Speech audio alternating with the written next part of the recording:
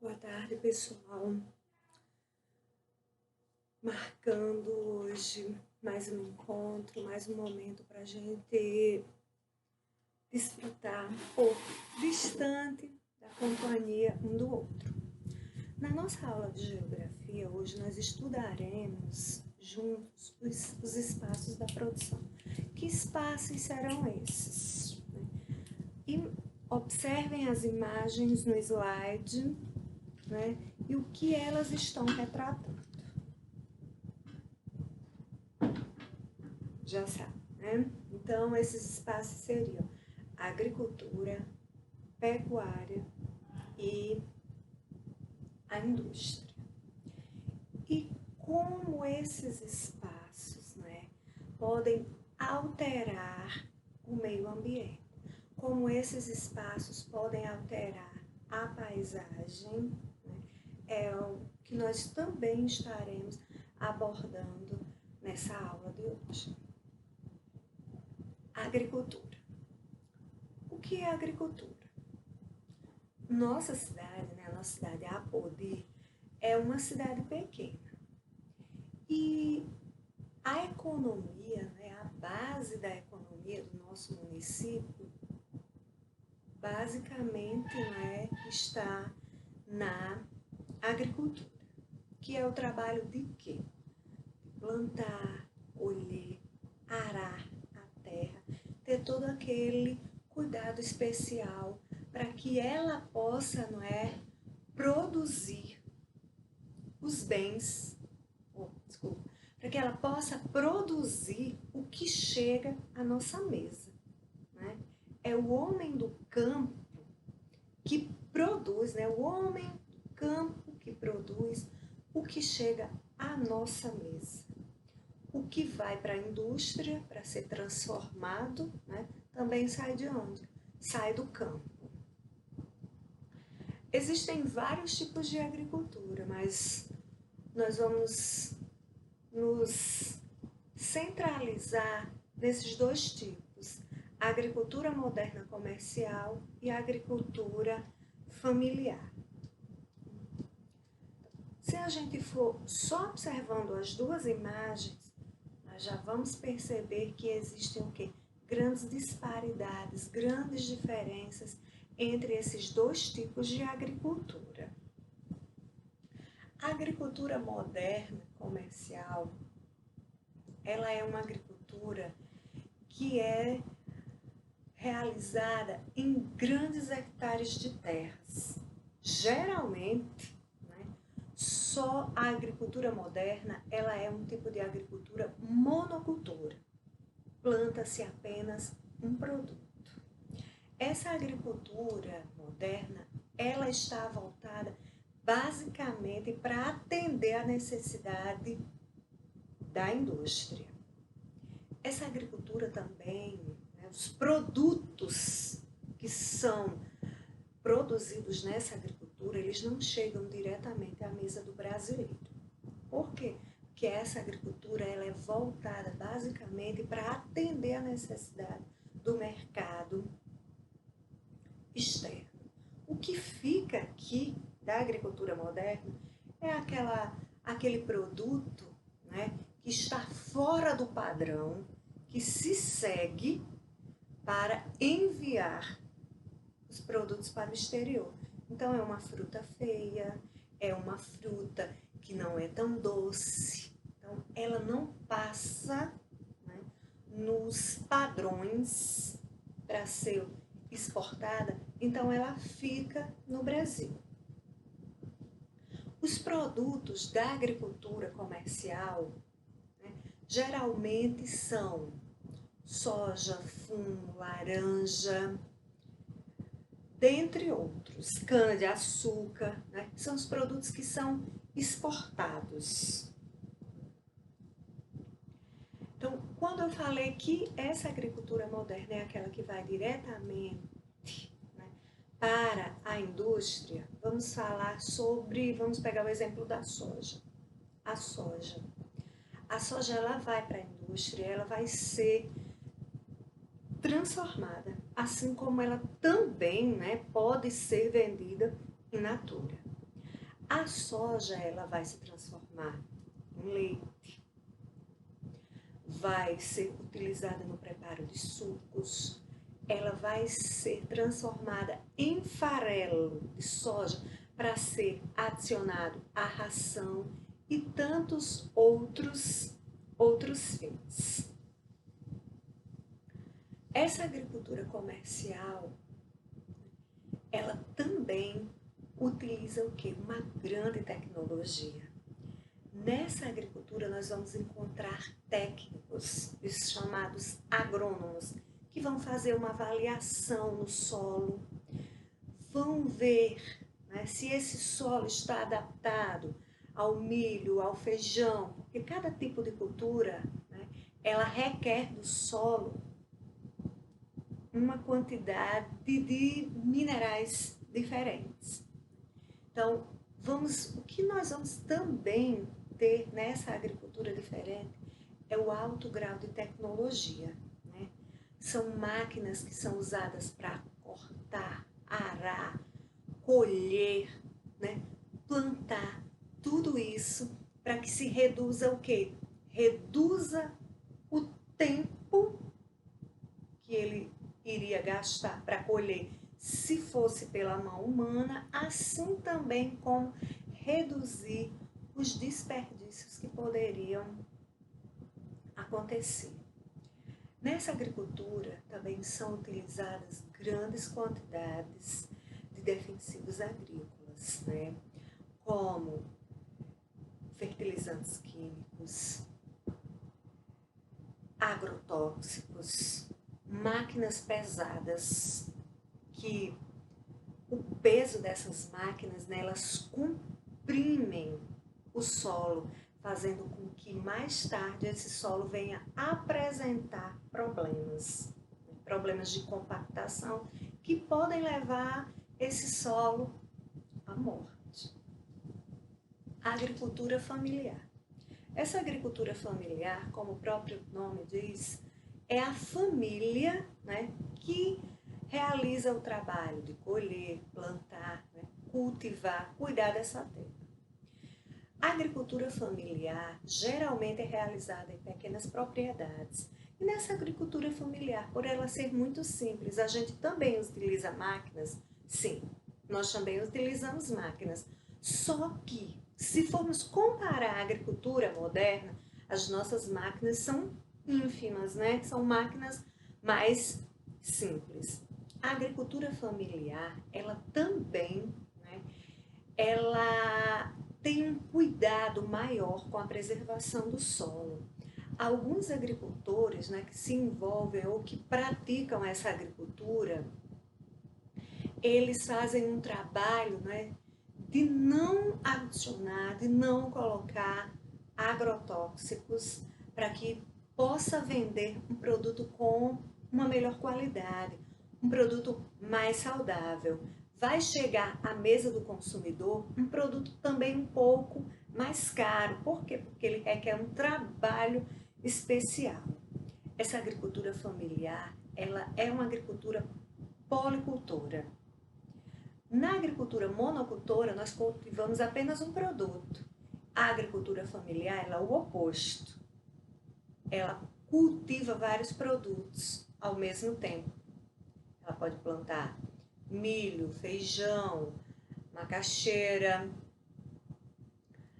jerimum e etc. Vamos seguir.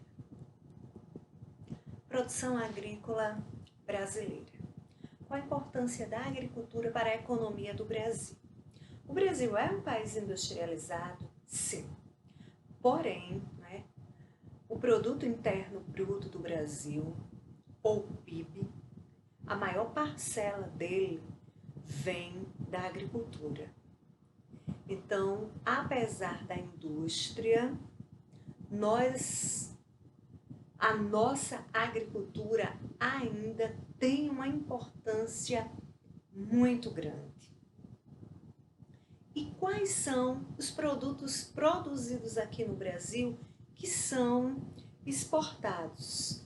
Soja, fumo, laranja,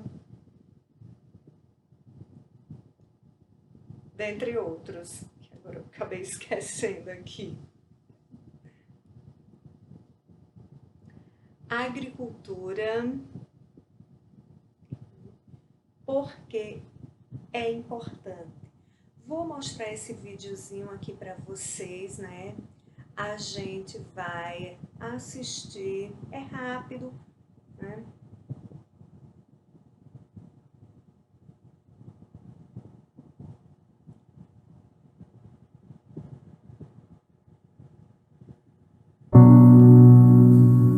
Aos 6 anos de idade, a Mira está traumatizada.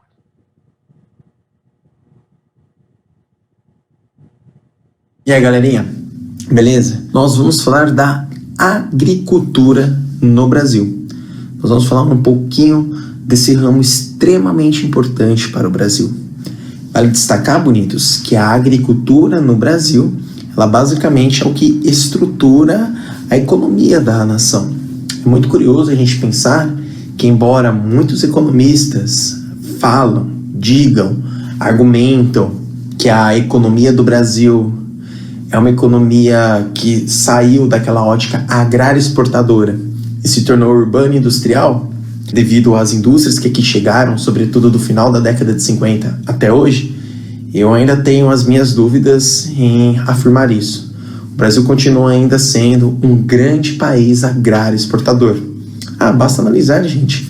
Nesse último ano, nesse ano que passou, em 2016, a agricultura, a agropecuária, foi o setor da economia nacional que fechou com um superávit, ou seja, fechou sem dever, fechou num saldo positivo, diferente das outras estruturas econômicas que estão no Brasil, que fechou com um déficit muito grande. Então, só por essa ótica a gente já começa a perceber o quanto a agricultura no Brasil é muito importante. Aliás, é bem curioso que ontem eu dando aula para outra sala, a galera virou e falou assim: olha, professor, é fácil, a agricultura ela trabalha com um elemento que as pessoas precisam, o alimento. Então, ter crise alimentar, ter crise na produção de alimentos é bem difícil. E a gente tem que também imaginar que a agricultura, a pecuária, ela não produz só alimento. Aliás, nesse contexto global, talvez é o que ela menos produz. Ela produz matéria-prima, como também pode produzir comida. E o caso do Brasil é um caso muito curioso, porque nós sabemos, gente, que desde a chegada dos portugueses aí há mais de 500 anos atrás, em 517 anos atrás, o Brasil ele sempre se estruturou com um regime agrícola muito forte. Entretanto, quando eu falo regime agrícola muito forte, eu não estou querendo falar que é um regime agrícola justo, que é um regime agrícola bem distribuído, que é um regime agrícola que atenda a todas as pessoas. Claro que não. Um regime agrícola forte, de economia forte, de produção forte. Isso é muito importante porque, historicamente, o Brasil ele sempre se findou pela estrutura econômica agrícola. Basta analisar aí a própria produção. Quer ver? Veja só. O europeu, o português, chegou aqui no Brasil, já de cara ele começa a explorar o pau-brasil. Mas foi um processo econômico, num contexto social bem grande, muito curto. Durou aí 30 anos. Então o cara explorou de 1500 até 1530 aproximadamente. E quando ele percebeu a necessidade que este país poderia dar muito dinheiro, quando ele percebeu a necessidade que esse país poderia dar uma estrutura econômica muito grande, ele basicamente estruturou o português aqui no Brasil, a agricultura, por meio das capitanias hereditárias. Vejam só, as capitanias hereditárias já foram uma estrutura formada, extremamente desigual, a gente já vai dar um destaque a isso, para a agricultura. E de lá a gente sabe que todo o sistema econômico colonial brasileiro seguiu dessa maneira. Gente, pode falar bem, pode falar mal, mas o sistema econômico brasileiro, ele é muito fundado na agricultura. Veja só, cara, eu tô repetindo para vocês, mas exatamente para entrar. Vou dar um outro elemento. Cara, quando você pega a história colonial brasileira, era aquele regime agrícola muito bem definido. Plantação de cana-de-açúcar, mão de obra escrava e exportação. Ponto. Era esse regime agrícola.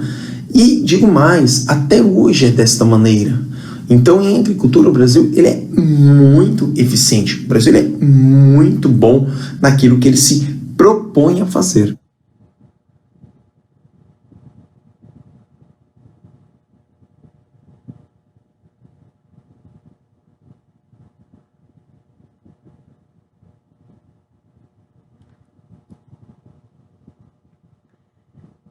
a gente percebeu, né, nesse vídeo curto, em que o professor também retrata, lembra a importância que a agricultura tem. E como a gente falou da agricultura comercial, né, o Brasil é um país o quê? Agroexportador. Ele exporta matérias-primas, ele exporta também gêneros alimentícios. A outra parte da nossa aula ela está relacionada à criação de animais. Mas o que seria essa criação de animais? Assim como a agricultura é o trabalho de cuidar da terra, o que seria o trabalho de cuidar dos diferentes tipos de animais? É isso aí. Pecuária é o trabalho de cuidar dos diferentes tipos de animais, dos vários tipos de gado. Gado bovino, suíno, gado equino e assim vai. O Brasil é um dos maiores criadores de gado no mundo, certo? E esse gado bovino, ele não é somente para abastecer o mercado interno, mas ele também é exportado para outros países. O Brasil ocupa o segundo lugar quando se trata, né, de gado bovino. O primeiro lugar, maior produtor de gado bovino, é a Índia. Mas o Brasil também tem outros rebanhos que são significativos, né? Como caprinos, ovinos, aves. Quando se trata de aves, né, o Brasil também ocupa um lugar bem destacado. É o terceiro criador de aves do mundo, perdendo, né, apenas para Estados Unidos e China. Mas nós vamos ver aqui algumas imagens de alguns rebanhos que se destacam na pecuária brasileira. Caprinos, suínos, aves e bovinos. Bovinocultura brasileira. Como temos um destaque muito grande na criação do gado bovino, né, nós vamos falar sobre as duas formas, né, pelas quais nós podemos criar esses bovinos, né? Ela pode ser uma criação intensiva, a bovinocultura intensiva, ou a bovinocultura extensiva. Quais são as características da criação do gado quando ela é intensiva? Essa primeira imagem é uma criação de gado intensiva. O gado, pessoal, ele fica confinado em áreas pequenas, ele fica preso ou em currais ou em estábulos. Ele recebe uma alimentação à base de ração especial, né? Base de farelo de soja, dentre outros componentes, né? Esse gado ele recebe um acompanhamento de zootecnistas, de um veterinário. Esse gado também vai ter uma tabela de vacinas para ser cumprida. Então ele tem todo um cuidado especial. Claro, né, que a venda, a arroba desse gado, ele também vai ter o quê? Vai ter um preço superior no mercado. A bovinocultura extensiva. A bovinocultura extensiva, né, é a forma como nós, aqui na nossa cidade, costumamos ver o gado pastando, né, livre, solto, no meio de uma área muito extensa, né, uma área grande, se alimentando de quê? De pastagens especiais. E aí, tia Keila, esse gado que é criado de forma extensiva, ele também toma vacinas? Toma. Eles tomam vacinas, mas eles não seguem um calendário tão criterioso, tão cuidadoso quanto é na criação intensiva. Esse gado, ele geralmente se alimenta basicamente só dessas pastagens especiais, né? Aqui e acolá, as fêmeas vão ter um cuidado especial no momento depois da gestação, né? Depois da cria, em que seria interessante que ela tivesse uma produção de leite maior para que o seu criador pudesse vendê-la. Então, ela vai ter agora, nesse momento, uma alimentação especial, né? Que aqui na nossa cidade a gente costuma chamar de resíduo ou torta de algodão. Então, essa é a ração especial que esses animais costumam ter. Nós esperamos que tenha ficado claro, né? Dúvidas vocês vão ser esclarecidas durante as atividades ou vocês podem me buscar no privado. Se cuidem, pessoal. Até a próxima. Quando terminarem a aula, lavem as mãos. Um cheiro e fiquem com Deus.